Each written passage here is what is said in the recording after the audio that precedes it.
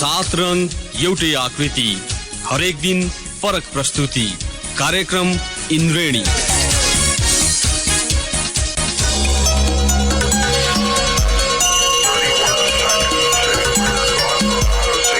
नमस्कार श्रोता, रेडियो कान्तिपुरको नियमित स्तम्भ इन्द्रणीमा यहाँलाई स्वागत छ। आज बिहिबार हामी आर्थिक गतिविधि समेटिएको इन्द्रणी लिएर उपस्थित भएका छौं। सदा चाहिँ आज पनि कार्यक्रममा हामी साताभरका प्रमुख आर्थिक समाचार तथा कृषि सम्बन्धी केही समाचार प्रस्तुत गर्नेछौं। कृषि सम्बन्धी प्रसंगमा आज हामी तेह्रथुम सहकर्मी चन्द्र कार्कीले पठाएको एउटा रिपोर्ट पनि प्रस्तुत गर्नेछौं। साथै समसामयिक विषयमा एउटा अन्तर्वार्ता पनि आजको कार्यक्रममा समावेश गर्नेछौं। कार्यक्रम सुरु गरौं साताभरका प्रमुख आर्थिक समाचारबाट। व्यावसायिक वातावरणको सूचकाङ्क डुइङ बिजनेस इन्डेक्समा नेपालले उल्लेखीय सुधार गरेको छ। अघिल्लो वर्षको तुलनामा नेपाल 16 स्थानले माथि उक्लिएको हो। 190 मुलुकहरू मध्ये गत वर्ष 110औं स्थानमा रहेको नेपाल यो पटक 94औं स्थानमा आइपुगेको छ। व्यवसायसँग सम्बन्धित विभिन्न 10 विषयहरूको अध्ययन मार्फत व्यावसायिक वातावरणबारे अध्ययन गरी विश्व बैंकले हरेक वर्ष देशहरूको सूचकाङ्क सार्वजनिक गर्ने गरेको छ। उसको प्रतिवेदन अनुसार नेपालले यो वर्ष 63.2 अङ्क प्राप्त गरेको छ। गत वर्ष नेपालले 59.6 अङ्क प्राप्त गरेको थियो। यद्यपि विश्व बैंकले 2 महिना अघि सार्वजनिक गरेको अर्को एक प्रतिवेदन अनुसार व्यावसायिक वातावरणमा सुधार गर्ने 20 मुलुकहरूको सूचीमा भने नेपाल परेको छैन। 16 स्थानले माथि उक्लिए पनि नेपालमा अझै व्यवसाय गर्ने झन्झट कायमै रहेको प्रतिवेदनले औँल्याएको छ। एकैपटक 16औं स्थानले अगाडि आउनु नेपालका लागि पहिलो पटक रहेको योजना आयोगका पूर्व उपाध्यक्ष स्वर्णिम वाग्लीले बताउनुभयो। उहाँले भन्नुभयो, तर यो प्रगति निरपेक्ष होइन, सापेक्ष रूपमा हेर्नुपर्छ। अरू मुलुकहरूको प्रगति खस्किँदा समेत राम्रो सुधार देखिन्छ। नेपाल जस्तै प्रकृतिका भारत, बंगलादेश, पाकिस्तान, म्यानमार लगायतका देशहरू सुधार गर्ने 20 मुलुकमा पर्दा नेपाल नपढ्नु समीक्षाको विषय भएको वाग्लीले बताउनुभयो। उहाँले भन्नुभयो, वरियतामा माथि गए पनि हामी यी मुलुकहरू जतिले प्रगति गर्न नसकेको प्रति गम्भीर हुनुपर्छ। काठमाडौँदेखि बंगलादेशको ढाकासम्म यात्रु बस सञ्चालन गर्ने सहमति भएको छ। सहसचिव स्तरीय नेपाल बंगलादेश प्राविधिक समितिको 2 दिने बैठकमा यस्तो सहमति भएको हो। उद्योग वाणिज्य तथा आपूर्ति मन्त्रालयका सहसचिव एवं नेपाली प्रतिनिधि मण्डलका नेता नवराज ढकालका अनुसार प्राविधिक सहमति भइसकेको छ। अब बस्ने सचिव स्तरीय बैठकमा हस्ताक्षर हुनेछ। ढकालले भन्नुभयो, यात्रुवाहक बस सहज सञ्चालनका लागि आवश्यक व्यवस्था गर्ने सहमति भएको छ। प्राविधिक विषयको टुङ्गो पनि लगाएका छौं। सचिव स्तरीय बैठकमा हस्ताक्षर हुनेछ। उहाँका अनुसार व्यापार र पारवाहन जलमार्गको सम्भाव्यता अध्ययन गर्ने पनि सहमति भएको छ। जलमार्गको सन्दर्भमा सम्भाव्यता अध्ययन गरेर अघि बढ्ने सहमति भएको उहाँले बताउनुभयो। निर्यातमा भन्सारको सुविधा, उच्च भन्सार दर, भ्यालुएसन दरको विषयमा पनि सकारात्मक छलफल भएको उहाँले बताउनुभयो। उहाँले भन्नुभयो, 2 मुलुकबीच सडक, रेल र जलमार्ग त्यसैगरी हवाई मार्ग मार्फत पारवहन र कनेक्टिभिटीको प्रवर्धन गर्न एक आपसमा सहयोग गर्ने सहमति पनि भएको छ। ठूलो अलैँची, अदुवा, अमृचो लगायत नेपाली कृषिजन्य वस्तु तथा औद्योगिक वस्तुहरूमा बंगलादेशमा भन्सारका अतिरिक्त विभिन्न प्रकारका उच्च दरमा अतिरिक्त शुल्कहरू लाग्ने हुँदा नेपाली वस्तुहरू बंगलादेशी बजारमा प्रतिस्पर्धा गर्न सकेका छैनन्। मुलुकले थेग्नै नसक्ने गरी बढेको व्यापार घाटामा पछिल्लो समयमा झिनो सुधार देखिएको छ। निर्यातमा वृद्धि र आयातमा कमी आएपछि अघिल्लो वर्षको तुलनामा मुलुकको व्यापारिक अवस्थामा झिनो सुधार देखिएको हो। चालु आर्थिक वर्षको 2 महिनामा निर्यात 25.9% वृद्धि भई 18 अर्ब 50 करोड रुपियाँ पुगेको राष्ट्र बैंकले जनाएको छ। अघिल्लो वर्षको सोही अवधिमा 8% मूल्य वृद्धि भएको थियो। मुख्य व्यापारिक साझेदार भारतसँग निर्यात 46% बढेको छ। अन्य मुलुकमा 0.6% को निर्यात वृद्धि भएको छ। चीनतर्फ भने नेपालको व्यापार घाटा बढेको छ। अघिल्लो वर्षको तुलनामा 17% निर्यातमा कमी आएपछि व्यापार घाटामा प्रभाव परेको हो। अघिल्लो वर्षको तुलनामा आयात 1.2% घटेर 2 खर्ब 29 अर्ब 25 करोड रुपियाँ पुगेको छ। अघिल्लो वर्षको सोही अवधिमा 32% आयात बढेको थियो। चालु आर्थिक वर्षको 2 महिनामा समग्र व्यापार घाटा भने 2 खर्ब 11 अर्ब रुपियाँ पुगेको छ। श्रम अदालतले रोजगारदातालाई नेपाली श्रमिकको रोजगार कटौती गरेर विदेशी नागरिकलाई रोजगारी दिन पाउने बाटो खुला गरिदिएको छ। न्यायाधीश रामेश्वर रेग्मीको इजलासले हुलास मेटल क्राफ्ट विरुद्ध परेको रिट निवेदनमाथि आदेश दिँदै यस्तो व्यवस्था गरेको हो। हुलासबाट कटौतीमा परेका नेपाली कामदारले नेपाली भएकैले आफूहरूलाई नहटाउन माग गर्दै अन्तर्कालीन आदेशको माग गरेका थिए। त्यस उप मंगलबार पक्ष विपक्षको बहसपछि रेग्मीले तत्काल अन्तरिम आदेश दिनु नपर्ने फैसला गरेका हुन्। हुलास देशमा 25 जना भारतीय कामदार राखी आफूहरूलाई नेपाली भएकै कारण हटाइएको उनीहरूले दावी गरेका थिए।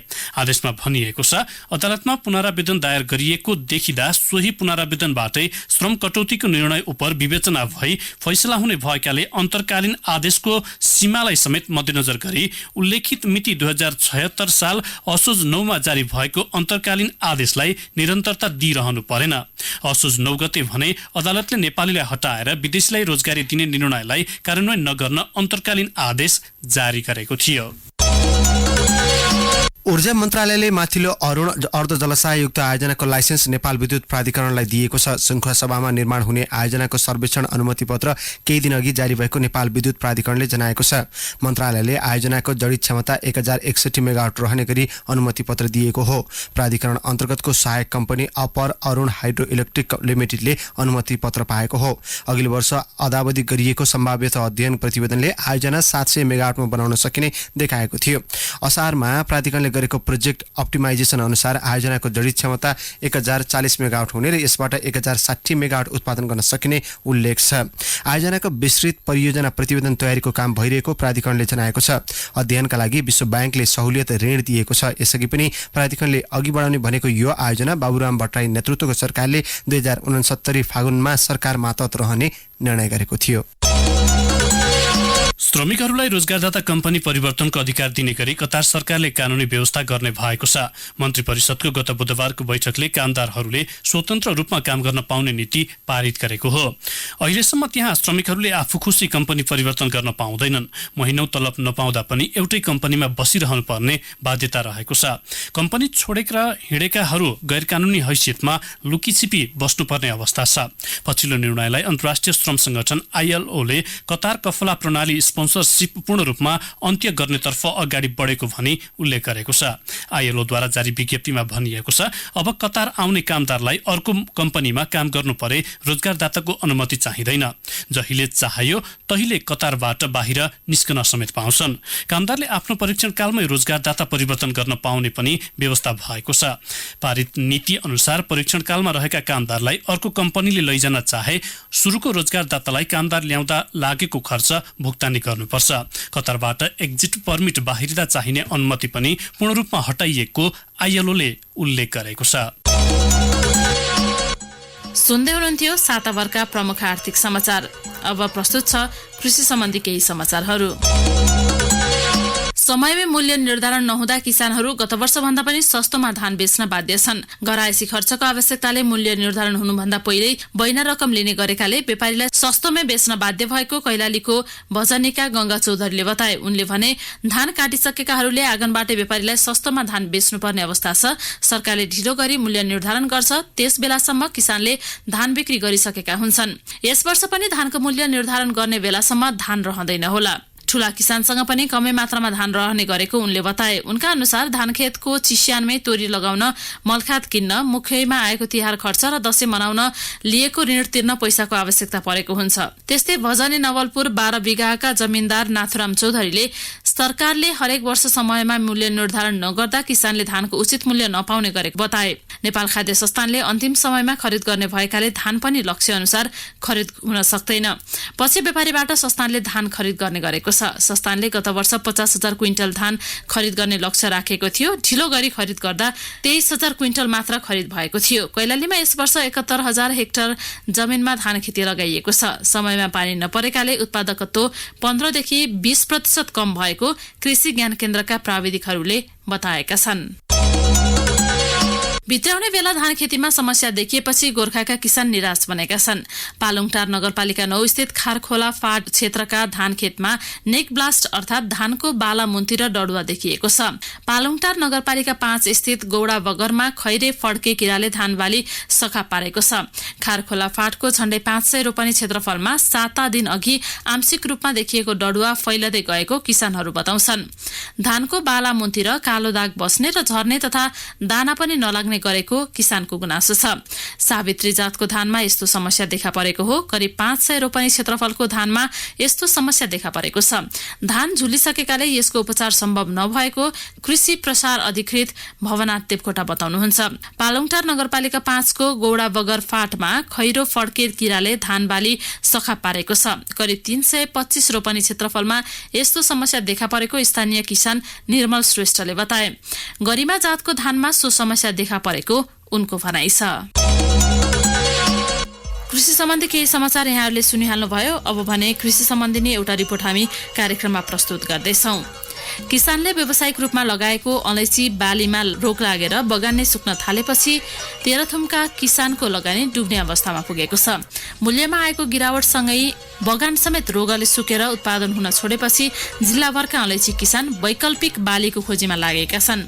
अब प्रस्तुत छ तेह्रथुम सहकर्मी चन्द्र कार्कीले पठाएको यो रिपोर्ट। अन्नबाली फल्ने खेतबारी मासेर अलैँची खेतीमा लागेका जिल्लाभरका किसान गानो कुहिने, छिर्के फुर्के र बगान डढुवा रोगको प्रकोप महामारीको रूपमा फैलिएपछि लगानी डुब्ने डरले निराश छन्। खेती लगाएको वर्ष दिन नपुग्दै बगानमा रोगको प्रकोप फैलिएपछि किसानका लागि पहिलो गाँसमै ढुङ्गा भने जस्तै भएको छ। लालीगुराँस नगरपालिका 9 सोलमाका अलैँची किसान टङ्कबहादुर बस्नेत र उमादेवी बस्नेत। गयो एक साल पनि यसको चाहिँ आम्दानी नलिकन सबै चाहिँ सखा भएर गयो मरेर हैन। नगदे बालीले नै चाहिँ अर्को चाहिँ अन्नबाली भन्दा धेरै फाइदा हुने भएको हुनाले यो हामीले लगाउनको लागि, तर यसको अब उपचार पाइएन। विभिन्न खालको चाहिँ रोग लागेर सबै चाहिँ आम्दानी नदिकन सबै चाहिँ सखा भएर गयो हैन। मकै बारी धेरै फल्नेमा अलैँची लायम धेरै उब्जना हुन्छ भनेर त्यही के भएर मर्यो। खोइ कृषिको मान्छेहरू नि आउनुहुन्न, हेर्नुहुन्न, के भएर मर्यो, सबै सखा भयो। सुरुमा बगानका केही बोटमा देखिएको यो रोगको प्रकोप अहिले जिल्लाभरको बगानमा देखा परेको छ।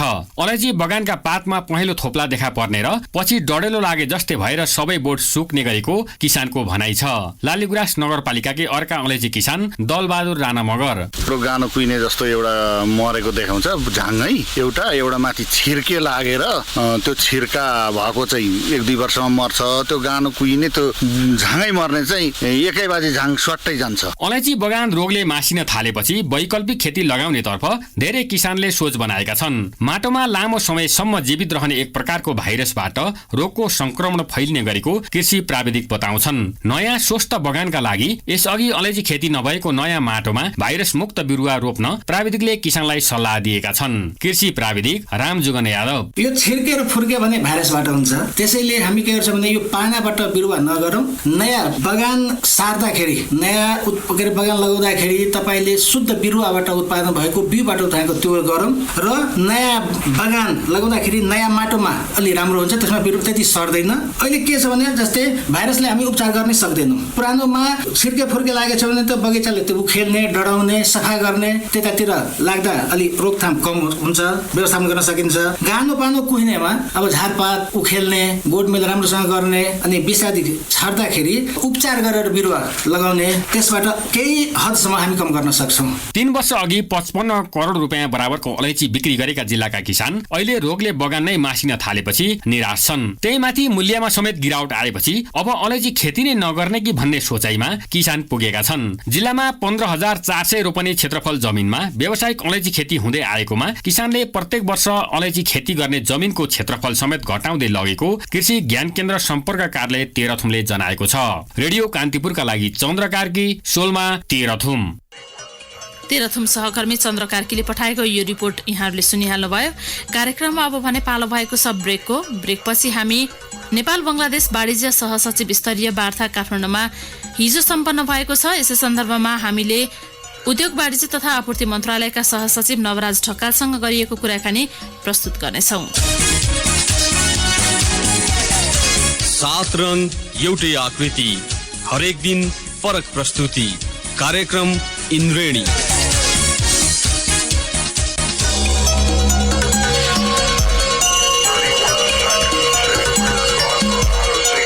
ब्रेकपछि यहाँलाई पुनः स्वागत छ।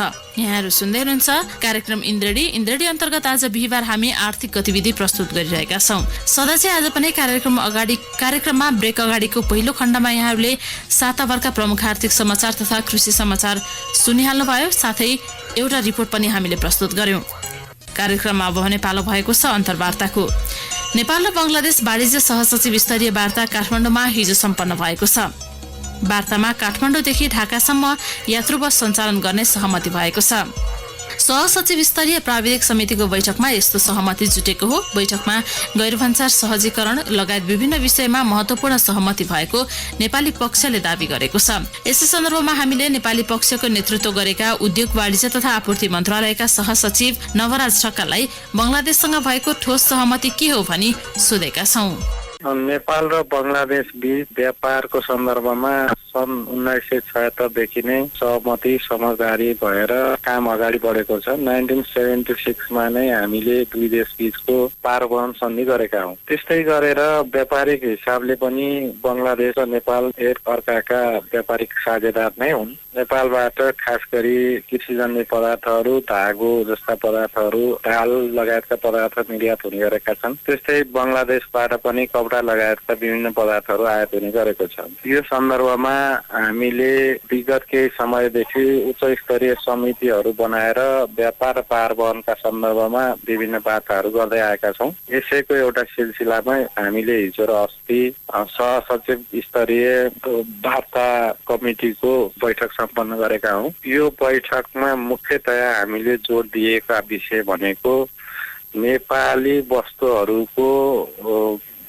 बंगलादेशमा बजार पहुँचलाई सहज बनाउने, यानी कि बंगलादेशमा कायम रहेको उच्च दरको भन्सार दर, त्यस्तै अन्य ड्युटीहरू र करहरू घटाउनलाई हामीले उहाँहरूलाई अनुरोध गरेका छौं। त्यस्तै गरी नेपाली धागो निर्यातमा जुन बंगलादेशमा कठिनाई महसुस भएको छ त्यसलाई सहजीकरण गर्न अनुरोध गरेका छौं। त्यस्तै गरेर हामीले नेपाली विद्यार्थीहरू जो ठूलो संख्यामा अध्ययनरत हुनुहुन्छ बंगलादेशमा, उहाँहरूको भिसा सम्बन्धी कार्यलाई सहजीकरण गर्न पनि हामीले अनुरोध गरेका छौं। यसका साथसाथै हामीले काठमाडौँ ढाकासम्म सिधै बस यातायात सञ्चालन गर्ने विषय, बंगलादेश हुँदै तेस्रो मुलुकसँग गरिने कारोबार र नेपाल र बंगलादेश बीच हुने कारोबारको मुभमेन्ट जुन ट्रान्जिट मुभमेन्टको छ यसलाई सहजीकरण गर्ने विषयमा पनि हामीले पर्याप्त छलफल गरेका छौं र यी दुई विषयमा हामीले सहमतिको एउटा मस्यौदालाई अन्तिम रूप दिने गरी प्राविधिक तहमा टुङ्ग्याएका छौं। नेपालको कृषि वस्तुहरूको निर्यातमा बंगलादेशले लगाएको अतिरिक्त करका कारण निर्यातमा निकै असहज हुँदै आछ। यसअघि भएका सम्झौता पनि कार्यान्वयन हुन सकेका छैन। नेपालको वस्तु निर्यातका लागि केही सहज वातावरण त्यस्तो बनाउने सम्भावना छ? निश्चितै रूपमा उहाँहरू पनि नेपालसँगको व्यापारलाई थप उचाइमा लाने दिशामा सकारात्मक नै हुनुहुन्छ। खास गरी यहाँले भन्नुभएको जस्तै कृषिजन्य वस्तुहरू जस्तो कि अदुवा, कफी, चिया, अमृतसर लगायतका वस्तुहरूमा भन्सार र गैर भन्सारका कारणले हामीलाई त्यहाँको बजारसँग प्रतिस्पर्धा गर्न कठिनाई भइरहेको सन्दर्भमा हामीले त्यो विषय उठाएका हौं र उहाँहरूले ती विषयलाई सकारात्मक ढंगले हेर्ने र उहाँहरूको कानुनी परिवेशभित्र रहेर कतिपय सन्दर्भमा ती वस्तुहरूको भन्सार दर नेपाललाई मात्रै छुट्टै लगाएको नभएर जुन कुनै मुलुकबाट आयात हुने वस्तुहरूमा पनि उहाँहरूले लगाउने गरेको सन्दर्भ पनि उहाँले उठाउनु भएको थियो। तथापि हामीले त्यो सन्दर्भलाई नेपाली वस्तुहरूको निर्यातमा सहजीकरण गर्नु पर्दछ भन्ने ढंगले अगाडि बढेका हौं। त्यस्तै उहाँहरूको पनि केही गुनासाहरू थिए नेपालको बजारमा पहुँच सम्बन्धमा, त्यसमा पनि संक्षिप्त रूपमा छलफल भएको छ र वास्तवमा नेपालको भन्सार दर र अतिरिक्त दरहरू नभएको, खास गरी भन्सार दर मात्रै रहेको र बंगलादेशमा भन्सारका अतिरिक्त अन्य 5 किसिमका करहरू पनि रहेको सन्दर्भमा हाम्रो देशमा लगाइएको करको दर एकदमै न्यून पनि भएको सन्दर्भ हामीले उहाँहरूलाई भनेका हौं र यो पटक हामीले 5 वटा मेमोरेन्डम अफ अन्डरस्ट्यान्डिङमा प्राविधिक तहमा सहमति जुटाएका छौं, जसमा 2 वटा नेपालले जारी गरेको एसपीएस सम्बन्धी सर्टिफिकेट बंगलादेशले स्वीकार गर्ने र बंगलादेशका सम्बन्धित निकायले जारी गरेको सर्टिफिकेट हाम्रो निकायहरूले स्वीकार गर्ने भनेर त्यसको एउटा एमओयूमा हामीले प्राविधिक रूपमा काम सकेका छौं। त्यसलाई औपचारिकता दिनको लागि केही प्रक्रियाहरू बाँकी छन्। त्यस्तै गरेर हामीले नेपालको साल ट्रेडिङ कर्पोरेसन लिमिटेड र बंगलादेशको साल ट्रेडिङ कर्पोरेसन लिमिटेड बीच व्यापारिक सम्बन्ध अभिवृद्धि गर्ने खालको MOU टुङ्ग्याएका छौँ। अघि मैले यहाँलाई भने जस्तै काठमाडौँ ढाका बस सञ्चालन गर्ने मोडालिटीको ड्राफ्टलाई पनि हामीले अन्तिम रूप दिएका छौँ र यो पटक हामीले बङ्गलादेशसँग पनि जल यातायातको इनल्यान्ड वाटर वेजको सम्भावनाको विषयमा पनि छलफल चलाएका छौँ। यसको अर्थ के हो भने नेपालले पछिल्लो समयमा कनेक्टिभिटीलाई ठुलो महत्त्वको साथ अगाडि बढाएको छ। हामीले उत्तरतर्फबाट कनेक्टिभिटीका प्रशस्त मार्गहरू सम्भावनाहरू खोलेका छौँ। त्यस्तै भारततर्फबाट पनि हामीले 2 ठाउँबाट समुद्रसम्मको पहुँच सुनिश्चित गरिसकेका छौँ। जलमार्गको लागि पनि भारतसँग पनि हामीले पछिल्लो समयमा ठोस सहमति पनि गरिसकेका छौँ। नेपाल र भारतको व्यापार लगायत यी समग्र व्यापारिक मुद्दाहरू छन्, यसमा भारतीय अप्ठ्यारोपना कतिको देखिन्छ? जस्तो तपाईँले भन्नुभयो भारतसँग पनि सहमति, तर यो सहमति भारतले पनि कार्यान्वयन नगरेर बेला बेलामा अर्गेलाई गर्ने गरेको छ। यो त्रिपक्षीय सहमति हुनुपर्ने होइन? यसमा खास गरी हामीले विषय सन्दर्भहरूलाई आजको परिप्रेक्ष्यमा अलिकति फरक ढङ्गले विश्लेषण गरेर जानुपर्ने अवस्था छ। हामीले भारतको वस्तुहरू नेपालमा आयात गर्ने भन्दा पनि ती वस्तुहरू भारतले नेपालमा बिक्री गरेको सन्दर्भमा कुराहरू अघि बढाएका छौँ। भारतसँग चाहिँ कुरा गर्दा हामीले गएको वर्ष भारतबाट 917 अर्बको सामान आयात गर्यौँ। यसको अर्थ भारतको नेपाल 10औं ठुलो व्यापारिक पार्टनर हो निर्यातको सन्दर्भमा। भारत जस्तो त्यति ठुलो अर्थव्यवस्था भएको मुलुकको निर्यातको सन्दर्भमा नेपाल 10औं स्थानमा छ। यसको अर्थ नेपाल भारतको ठुलो बजार हो र बजारलाई प्रवर्धन गर्नु विक्रेताको कर्तव्य पनि हो। त्यसो भएको हुनाले पछिल्लो मैले नै कुरा गरेको दिल्लीमा पछिल्लो वार्तामा मैले यी विषयहरू उठाएका छौँ। नेपालमा भारतबाट वस्तुहरू आयात हुने सन्दर्भ भनेको नेपालको निडको भन्दा पनि भारतको व्यापारको विषय हो। 900 अर्ब भन्दा बढी व्यापार गर्ने साझेदारको हित र उसको सजिलो हेर्नु उसको निर्यातकर्ताको कर्तव्य पनि हो। त्यो सन्दर्भमा उसको तर्फबाट भन्दा पनि हाम्रो तर्फबाट हामीलाई कति फाइदा हुन्छ भन्ने कुराहरूमा चाहिँ अलिकति जस्तो हामी त लामो समयदेखि भारतसँगको व्यापारमा त सधैँ ऋणात्मक अवस्थामा छौँ। मैले यही सन्दर्भ भन्न खोजेको हो। हामीले विषयहरूलाई फरक ढङ्गले प्रस्तुत गर्नुपर्ने अवस्था सिर्जना भएको छ। एकातिर हामीले निर्यातलाई अभिवृद्धि गर्नु नै छ, त्यो त्यसमा दुईमत हुने कुरा भएन। तथापि हामीले आयातलाई पनि व्यवस्थापन गर्दै जानुपर्ने सन्दर्भ भएको हुनाले मैले यी विषयहरू उठाएको हुँ र भारतले पनि नेपालबाट जाने वस्तुहरूमा कृषिजन्य वस्तुहरू र प्राइमरी प्रोडक्टहरूमा त शून्य भन्सार दर छ भारत। त्यसो भएको हुनाले भन्सार सम्बन्धी समस्या भारतमा रहेन। भारतसँगको समस्या भनेको हामीले वस्तु पर्याप्त मात्रामा उत्पादन गरेर निकासी गर्न नसक्नु नै मुख्य हो। तथापि यहाँले भन्नुभएको जस्तै केही वस्तुहरूमा कहिलेकाहीँ समस्याहरू आउँछन्। तपाईँले यो वार्ताका क्रममा बङ्गलादेशको नेपालमा लगानी र खास गरी जलविद्युत क्षेत्रमा लगानी गर्ने विषयमा पनि कुरा उठेको भन्नेको सुनिएको थियो। जलविद्युतमा लगानी गर्न चाहन्छ र यो विषयमा जलविद्युत ऊर्जा सचिव स्तरीय छुट्टै संयन्त्र निर्माण भइसकेको हुनाले त्यो विषयमा त्यो संयन्त्रमा नै कुरा गर्ने सहमति भएको छ। तथापि नेपालले लगानी गर्न योग्य 20वटा परियोजनाहरूको एउटा व्हाइट पेपर चाहिँ जारी गरेको छ। त्यो बङ्गलादेशको सन्दर्भमा मात्र नभएर अन्य देशहरूमा पनि हो। तथापि बङ्गलादेशसँग एउटा छुट्टै संयन्त्रमा त्यो विषयमा छलफल हुँदैछ र त्यो विषयमा उहाँहरू इच्छुक हुनुहुन्छ। सुन्दै हुनुहुन्थ्यो उद्योग वाणिज्य तथा आपूर्ति मन्त्रालयका सहसचिव नवराज ढकालसँग गरिएको यो कुराकानी। हवस् श्रोता, यिनै प्रसङ्ग सहित आर्थिक गतिविधि समेटिएको इन्द्रणी आजलाई यति नै। फरक विषयवस्तु सहितको इन्द्रणी लिएर भोलि पुनः उपस्थित हुने नै छौँ। तबसम्म न्युज डेस्कका सम्पूर्ण सहकर्मी सहित अनिल र म प्रतीक्षा बिदा हुन्छौँ। नमस्कार, शुभरात्रि।